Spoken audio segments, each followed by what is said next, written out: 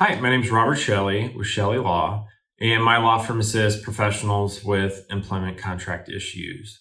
Today, I'm going to talk about whether you can quit your job if you've signed a contract. When we say contract, in my mind, that means an employment contract, an employment agreement, some kind of contract that lists the terms of the employment relationship.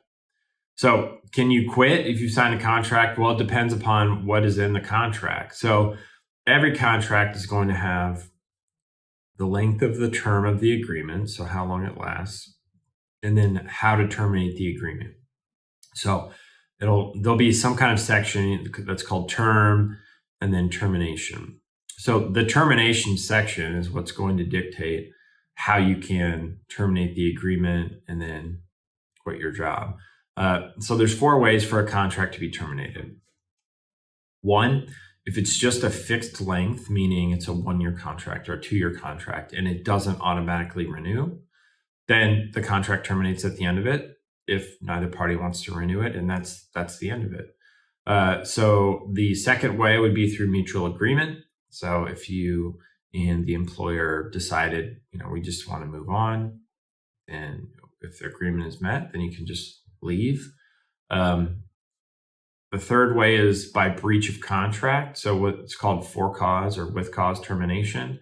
So if one party, and I'll just do this from the employee's perspective, if the employee believes the employer is in breach of contract, let's say they are not paying the employee either on time or the amount that was agreed upon, or maybe they're not paying out bonuses, whatever it is, the employee would then have to give written notice to the employer and say, hey, you're in breach of contract.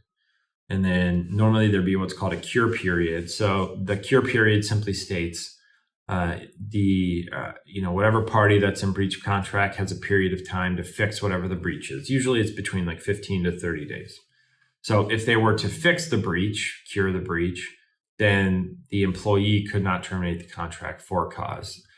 Normally, if after the cure period, whatever the breach was isn't fixed, then it's the option of the employee to terminate the contract immediately. And then last, and this is kind of what I would consider quitting your job, there will be, or at least there should be, some kind of without cause termination. And so without cause termination simply means either party can terminate the employment agreement at any time for any reason with a certain amount of notice to the other party. So you can quit your job, but then you may have to serve out a certain amount of time. So in most employment contracts, the notice period will be somewhere between 30 to 90 days. And so in that scenario, if you wanted to quit your job and terminate the agreement, you would have to send a written notice to the employer that just said, I'm exercising my right to terminate the agreement without cause. And then, whatever the time period was, let's say it's 60 days, you'd say my last day of work will be X date. And then you would have to work those 60 days. And then at the end of 60 days, you're free to leave. Things to keep in mind if you decide to quit your job or terminate the agreement. 1, many contracts will have some kind of repayment obligation if they paid out a signing bonus or relocation assistance, or they've paid for licenses or certifications. It's important to determine, all right, if I terminate this contract or quit my job, am I going to have to pay anything back? If you're a healthcare professional, there will likely be some kind of malpractice insurance obligations. So if you have to pay for tail insurance, you need to identify that, figure out what that cost will be. And then lastly, and usually most importantly, are there any restrictive covenants in the contract? So even if you quit your job, the restrictive covenants are still going to apply. And so the restrictive covenants would be a non-solicitation agreement and a non-compete are the 2 most common restrictive covenants. And so with the non-solicitation agreement, it'll simply say you can't actively solicit patients, clients, customers, employees, independent contractors, vendors, for a certain period of time, usually 1 year. And then the non-compete is even more important. It will state that the professional can't work within their specialty for a period of time, usually 1 to 2 years, within a certain geographic radius. So it could be if you're a healthcare professional, 10 miles from your primary practice location. Or if you're in sales, it could be you can't work in these counties, or even you can't work within this entire state. Now, that's pretty broad. I don't think that would likely be enforceable in most states. But that's what the non-compete is. So just because you quit the job, you no longer want to be employed there, doesn't mean these restrictive covenants won't apply. So you need to look at the language of the contract and determine, all right, what are all the things that are going to follow me after I quit my job? Because if you just terminate the agreement, it doesn't mean that everything ends as well.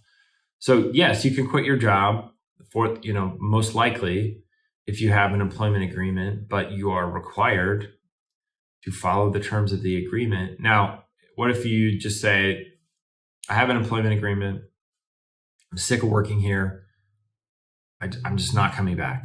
You don't give notice, you just don't show up, you're done. Well, then you're in breach of contract and you're opening up yourself up for potential legal action, either through a lawsuit, or if there's an arbitration clause, or maybe some kind of mediation. So there could be damages associated with you not giving the proper notice. It could be the lost profits of the company when you just left. It could be recruitment fees and finding a replacement. So I would suggest you got to follow the terms of the agreement.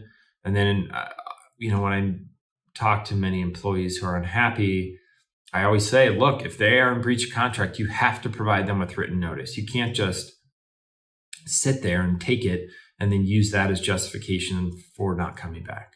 So have to follow the terms of the agreement. So hopefully that was helpful. If you have any questions, you can always call my law firm at the phone number listed below in the description, or you can reach us through our website, ChelleLaw.com, CHELLE law.com. Again, my name is Robert Chelle, and I appreciate you watching the video. Thanks.